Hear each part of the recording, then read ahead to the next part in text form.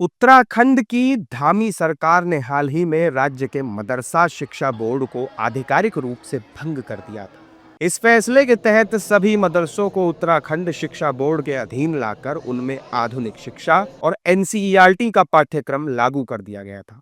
अब धामी कैबिनेट ने फिर राज्य के मदरसों को लेकर बड़ा नियम लागू किया है। इस नए नियम के तहत उत्तराखंड में 456 अरेबिया मदरसों को अब सरकारी अनुदान नहीं मिलेगा। राज्य में अल्पसंख्यक शिक्षा के सुदृढ़ीकरण और पुनर्गठन के लिए उत्तराखंड अल्पसंख्यक शिक्षा अधिनियम और नई मान्यता नियमावली लागू करते हुए अल्पसंख्यक शिक्षा प्राधिकरण का गठन किया गया है। 1 जुलाई से ये नई व्यवस्था लागू होने के बाद पूर्ववर्ती मदरसा शिक्षा बोर्ड और इससे जुड़े पूर्व के अधिनियम निरस्त हो चुके हैं। चूंकि मदरसा बोर्ड अस्तित्व में नहीं है, ऐसे में उसके तहत संचालित होने वाले मदरसों को अनुदान और बजट अप्रासंगिक हो गए थे।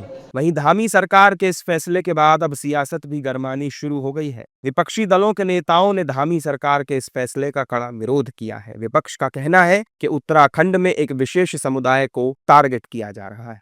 देखिए, चाहे वो मदरसा हो, चाहे वो संस्कृत पाठशाला हो, चाहे वो हिंदी की पाठशाला हो, सबको एक समानता के साथ देखना चाहिए और हर समाज को, हर वर्ग को पढ़ने का अधिकार है, हर वर्ग को अपने विद्यालय, अपने संस्था को आगे बढ़ाने का अधिकार है। सरकार केवल और केवल आज वोट के लिए ये बंटवारे का काम करती है और लोगों को बांटकर अपने वोट की सिद्धि करना चाहती है। सबका सम्मान होना चाहिए, सबका सहयोग करना। ऐसा है, भारतीय जनता पार्टी के जो माननीय मुख्यमंत्री जी हैं, उनकी अलग थलग एक पहचान है। हिंदू मुसलमान करेंगे बात, कहीं नमाज की बात करेंगे, कहीं मदरसे की बात करेंगे। इसके अलावा है इनके पास, इनके अलावा क्या है? क्या बेरोजगारों को सरकारी नौकरी देने का इनके पास कोई काम है?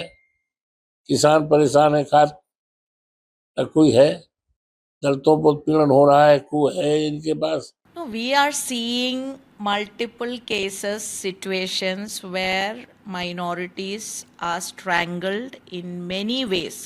Whether it is FCRA, whether it is Waqf, whether it is now the Uttarakhand government's decision, see, all these are, again, they don't leave even one option to strangle the minorities. That what does the government stand for? Government stands for everyone. Government stands for the interest of everyone. So why strangle one religion or what has been going on? Why stop it? Why do that? मैं इसका कड़ा विरोध करता हूं और हमारी party भी इसका कड़ा विरोध करती है। जो चला रहा है, मदरसा चल रहे या संस्कृति बोर्ड का मामला हो, ये सबका अनुदान क्यों बंद करिएगा भाई? अपना अपना ये धर्म मानने का अधिकार है सबको। अपने धर्म का प्रचार करना हर आदमी को अधिकार है। मैं इस फैसले का समर्थन करता हूँ।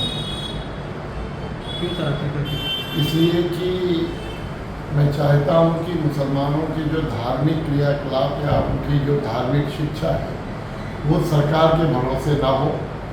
सरकार की कोई मदद नहीं चाहिए।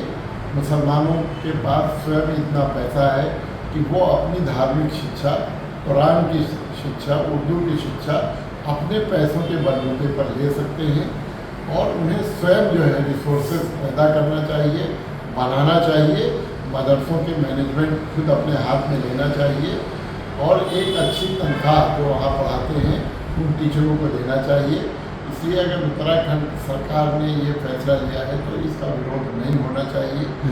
जहां एक तरफ उत्तराखंड की धामी कैबिनेट के मदरसे वाले इस फैसले का विपक्ष विरोध कर रहा है, तो दूसरी ओर सत्तापक्ष और संत समाज ने सरकार के फैसले का समर्थन किया है। सत्तापक्ष के नेताओं का कहना है कि सरकार ने जो भी फैसला लिया संविधान के अंतर्गत ही लिया है, इस पर किसी को आपत्ति नहीं होनी चाहिए।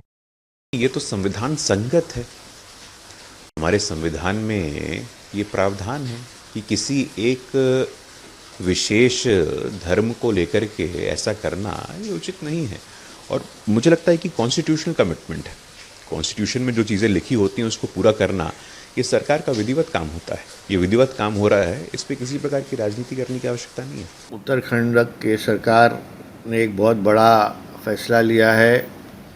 उन्होंने कहा है कि जो मदरसा को ग्रांट दिए जाते हैं, हो सकता है वहाँ पर गलत काम हो रहा है, वहाँ पर लोगों को उकसाया जा रहा है और उत्तराखंड की सरकार ने जो ग्रांट और फाइनेंशियल एड देने का काम पहले किया था कांग्रेस सरकार ने, उसे रुकाया है।